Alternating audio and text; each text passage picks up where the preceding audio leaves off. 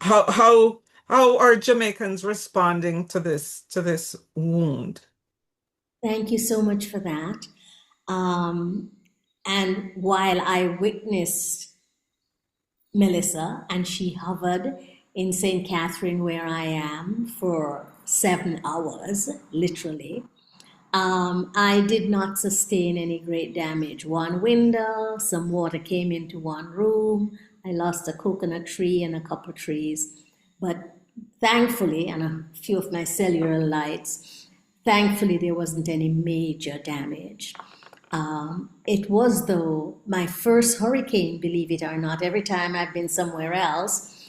And Hmm. it was a very tense period because I didn't know what was happening. The wind was so strong and so long, and I did hear things flying. In fact, my neighbor's awning from the very back of her yard, which is further than mine, blew off, flew on her roof, then blew on my roof, then blew and dropped and blocked my driveway. But the question is, what is the state of Jamaica now? Well, there are many Jamaicans, and in Kingston and St. Catherine, where there was very little damage, although there were some people even in not far from me who lost roof or something like that, and we were without water and electricity for at least a week, some people longer, because there were lots of big trees that fell down and the electrical poles fell down, and we still don't have cable. So there is that Jamaica. And if you drive through Kingston and St. Catherine, it's business as usual. There's really no evidence. When you go, as I have gone twice, to Anchovy, which is outside of Montego Bay, and then I went to Middle Quarters in St. Elizabeth, you say to yourself, how do people survive what you see? Because there's a place in St. Elizabeth that I like, which is called Holland Bamboo, where the bamboos form a wonderful canopy over the streets for about, I would say, 2 or 3 kilometers. And I was shocked driving through it because it looked like it had been torched. The bamboos were all asunder. There was no blockage of the street anymore. The canopy was lifted, and everything had been tinged brown because of the force and the velocity of the wind. And I know when I woke up that morning, there were so many leaves blown off the trees that my veranda and my yard was covered with leaves. So when you go to places like that that have been tremendously impacted, then it's your heart grieves.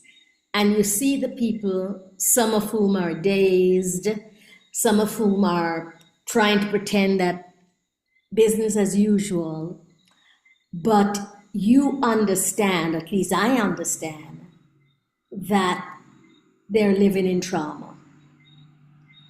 You know, so many people have lost their homes and everything.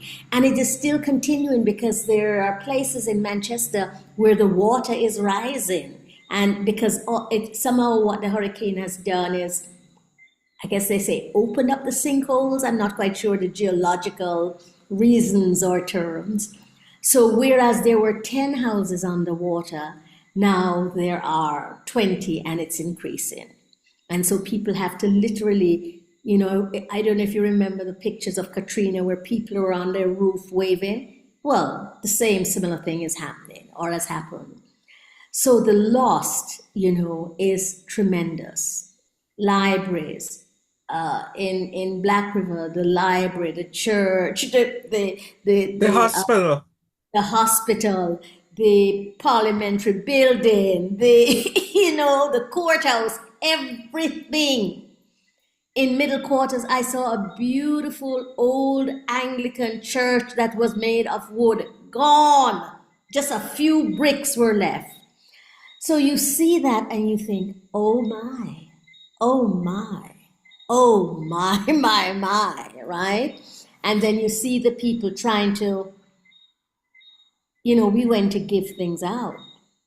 And not a lot, a little water, a little bread, a little mackerel and sardine and rice and flour, and one person said, but ma'am, I don't even have no stove to cook anything pan. That's what we're talking about. It is, I look at it and I'm numbed. I look at it and I can't do anything because I'm so overwhelmed. And, how do I help in any meaningful